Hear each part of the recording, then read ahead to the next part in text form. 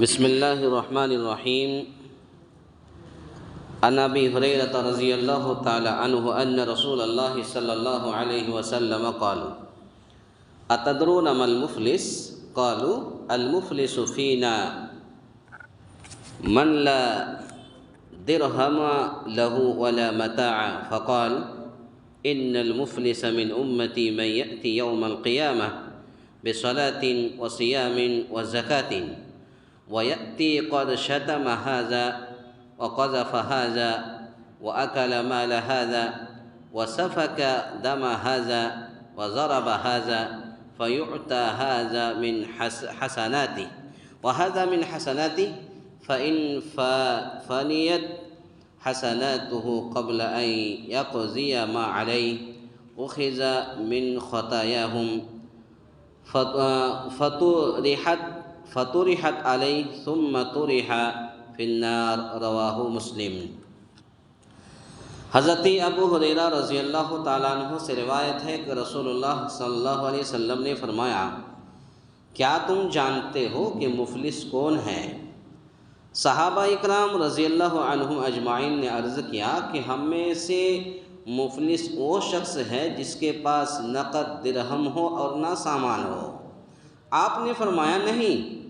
بلکہ میری امت میں سے مفلس وہ شخص ہے جو قیامت والے دن نماز، روزے اور زکوٰۃ کے ساتھ آئے گا، لیکن اس کے ساتھ ساتھ وہ اس حال میں آئے گا کسی کو اس نے گالی دی ہوگی، کسی پر بہتان تراشی کی ہوگی، کسی کا مال کھایا ہوگا، کسی کا خون بہایا ہوگا اور کسی کو مارا پیٹا ہوگا، بس ان تمام مظلومین کو اس کی نیکیاں دے دی جائیں گی تاکہ ان پر کیے گئے ظلم کی تلافی ہو جائے۔ بس اگر اس کی نیکیاں ختم ہو گئیں قبل اس کے کہ اس کے ذمے دوسروں کے حقوق باقی ہوں تو ان کے گناہ لے کر اس پر ڈال دیے جائیں گے، پھر اسے جہنم میں پھینک دیا جائے گا، کیونکہ نیکیوں سے اس کا دامن بالکل خالی ہو جائے گا۔ اس حدیث کو امام مسلم رحمۃ اللہ علیہ نے اپنی حدیث کے اندر نقل کیا ہے۔ اس سے معلوم ہوا اور حدیث سے کہ نماز، روزوں کی پابندی اور زکوٰۃ کی ادائیگی وغیرہ جیسے فرائض کا التزام یقیناً ایک مسلمان کے لیے ضروری ہے، یقیناً ایک مسلمان کے لیے ضروری ہے۔ اس لیے اس کے ساتھ ساتھ اخلاقیات کا اہتمام اور معاملات کی درستی بھی نہایت ضروری ہے۔ نجات اسی شخص کی ہوگی جو بیک وقت ان تمام چیزوں کا خیال رکھے گا اور ان کے تقاضوں کو صحیح طریقے سے ادا کرے گا، ورنہ اخلاقیات و معاملات سے بے نیازی برت کر صرف عبادت کی ادائیگی یا عبادات سے غفلت و اعراض کر کے صرف اخلاقیات اور حسن معاملہ کا اہتمام نجات کے لیے کافی نہ ہوگا۔ تو اللہ کے نبی صلی اللہ علیہ وسلم کو صحابہ اکرام نے کہا کہ اللہ کے رسول، ہم میں تو مفلس وہ ہے جس کے پاس نہ پیسہ ہے، نہ سامان ہے، نہ مال و دولت ہے، نہ کھانے پینے کا سامان ہے۔ اللہ کے نبی صلی اللہ علیہ وسلم نے فرمایا کہ نہیں، وہ مفلس، وہ غریب نہیں ہے، بلکہ غریب وہ ہے جو قیامت کے دن نماز، روزہ اور زکوٰۃ کے ساتھ آئے گا، لیکن اس کے ساتھ ساتھ وہ اس حال میں آئے گا،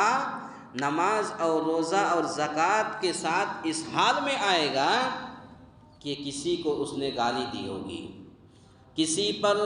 بہتان الزام لگایا، جھوٹی جھوٹی باتوں پر الزام لگایا، اور کسی کا مال کھایا ہوگا، کسی کا خون بہایا ہوگا، کسی کو مارا ہوگا، کسی کو پیٹا ہوگا، کسی پر ظلم کیا ہوگا، کسی کو ستایا ہوگا، کسی اور کے ساتھ کچھ کیا ہوگا، تو گویا کہ پتہ یہ چلا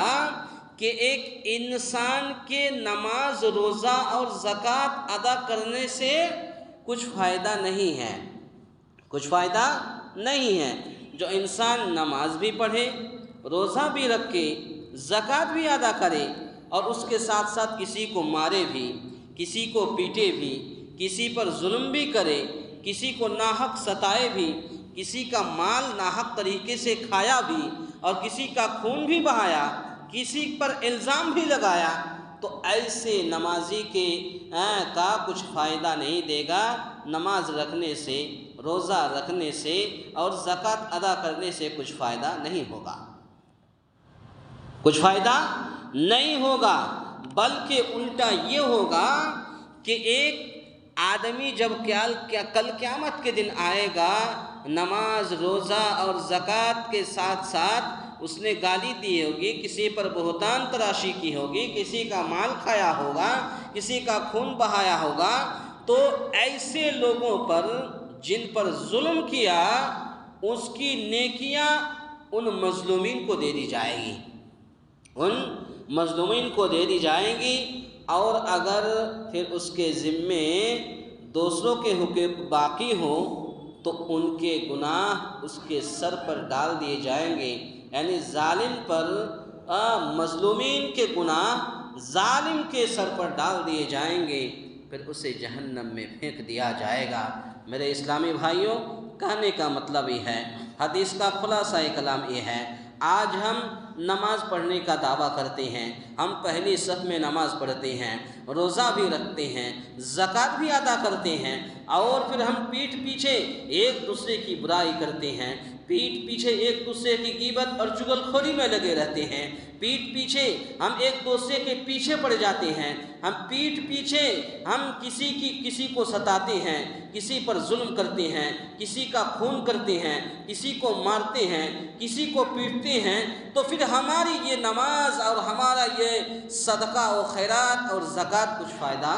نہیں دے گا۔ اس لیے ضرورت اس بات کی ہے کہ آپ نماز اور روزے اور زکوٰۃ کے ساتھ ساتھ آپ اپنے اخلاق اور کریکٹر کو بدلیے۔ اگر آپ اپنے اخلاق اور کریکٹر کو اگر نہیں بدلیے گا، تو اخلاق اگر آپ کا صحیح نہیں ہے تو کل قیامت کے دن اخلاق صحیح نہ ہونے کی وجہ سے اللہ رب العالمین آپ کو جہنم میں ڈھکیل سکتا ہے، آپ کو جہنم میں اللہ رب العالمین ڈھکیل دے گا۔ اس لیے اخلاق بہت بڑی چیز ہے، اخلاق کو اپنے اندر اپنائیے کہ اخلاق کیا چیز ہے، لوگوں کے درمیان کیسے باتیں کرنی ہے، اور بچوں سے کیسے پیش آنا ہے، بڑوں کے ساتھ کیسے پیش آنا ہے۔ یہ اخلاق اگر آپ کے اندر نہیں ہے تو آپ کے اندر کچھ بھی نہیں ہے۔ اس لیے کہ حضرت عائشہ رضی اللہ عنہا سے پوچھا گیا کہ عائشہ اماں یہ بتائیے کہ نبی کا اخلاق کیسا تھا، تو حضرت عائشہ کہتی ہیں ما خلقہ القرآن، یہ پورا قرآن ہی نبی کا اخلاق تھا۔ اللہ اکبر! اس طریقے سے اللہ کے نبی صلی اللہ علیہ وسلم کا اخلاق تھا، اس طریقے سے آپ صلی اللہ علیہ وسلم، آپ کے دشمن، یہاں تک کہ مدینے کا ایک آدمی آپ سے باتیں کرنے کے لیے آئے تو صحابہ کرام نے کہا کہ اللہ کے رسول فلاں شخص آپ سے ملنا چاہتا ہے۔ اللہ کے نبی صلی اللہ علیہ وسلم نے فرمایا، صحیح بخاری کی حدیث ہے، بئس اخو العشیرہ، وہ مدینے کا سب سے گھٹیا اور سب سے برا انسان ہے۔ اللہ کے نبی صلی اللہ علیہ وسلم نے فرمایا کہ آنے دو۔ آیا اس طریقے سے اللہ کے نبی اپنے دشمن کے ساتھ بات کر رہے تھے کہ ایسا لگ رہا تھا کہ اللہ کے نبی کی زبان سے شکر جھڑ رہی ہو، یعنی اتنے اطمینان سے، اتنے نرم مزاج سے آپ صلی اللہ علیہ وسلم بات کرتے تھے۔ پتہ یہ چلا، اور ہمیں اور آپ کو آج کا درس ہمیں یہ سبق دیتی ہے کہ ہم کسی کے بھی ساتھ اخلاق سے پیش آئے۔ اگر اخلاق سے پیش آئیں گے تو پھر وہ شخص جانے کے بعد بھی ہمارا نام ہوگا اور کہے گا کہ اس کا اخلاق اچھا تھا، بات کرنے کا طریقہ اچھا تھا، لب و لہجہ اچھا تھا۔ تو گویا کہ اگر ہم اخلاق کو اپنائیں گے تو ہمارا سب کچھ صحیح ہوگا، اور اگر اخلاق ہمارا اگر کریکٹر صحیح نہیں ہوگا تو پھر کچھ صحیح نہیں ہوگا۔ تو گویا کہ نماز، روزہ اور زکوٰۃ کے ساتھ ساتھ اپنے اخلاق کو بھی صحیح کرنے کی کوشش کیجیے۔ آپ اپنے اخلاق کو، کریکٹر کو اپنانے کی کوشش کیجیے۔ اللہ تعالیٰ سے دعا ہے، یا الہ العالمین ہم تمام مسلمانوں کو کہنے سننے سے زیادہ نیک عمل کرنے کی توفیق عطا فرمائے۔ آمین۔ اقول قولی ھذا استغفر اللہ لی ولکم ولسائر المسلمین واستغفروہ انہ ھو الغفور الرحیم۔